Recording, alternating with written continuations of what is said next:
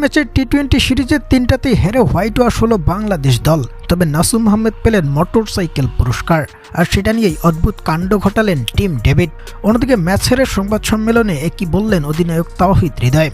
দর্শক, ব্যাটিং ভরাডুবিতে পূর্ণ 20 ওভার শেষে 109 রান সংগ্রহ করা বাংলাদেশকে মাত্র 11 ওভারেই উড়িয়ে দিয়ে জয় নিশ্চিত করেছে মাইটি অস্ট্রেলিয়া। সেই সাথে টানা 3 ম্যাচের 3টিতেই জয় নিয়ে টাইগারদের হোয়াইট ওয়াশও করল অজিরা। যেখানে ম্যাচ শেষে পুরস্কার বিতরণীতে প্লেয়ার অব দ্য ম্যাচ নির্বাচিত হয়েছেন মিচেল মার্শ, পেয়েছেন $1000 এবং প্লেয়ার অব দ্য সিরিজ নির্বাচিত হয়েছেন মাট রেনেশা, পেয়েছেন $2000। পাশাপাশি তিনি পেয়েছেন একটি মোটরসাইকেলও। অন্যদিকে বাংলাদেশি প্লেয়ারদের মধ্যে সিরিজের সর্বোচ্চ উইকেট শিকারী হয়ে নাসুম আহমেদ পেয়েছেন একটি সবুজ কালারের বাইক, আর সেটা নিয়েই মজা মাস্তিতে মেতেছেন টিম ডেভিড।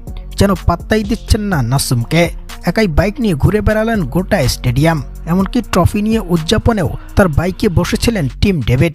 অন্যদিকে সিরিজ হেরে সংবাদ সম্মেলনে তাওহিদ হৃদয় এসে জানালেন, শুরুর দিকে তাদের ব্যাটিং বিপর্যয়টাই দলকে ভুগিয়েছে। শুরুতে ভালো একটা পার্টনারশিপ করতে পারলে অনায়াসে 170 থেকে 180 রান করাই যেত।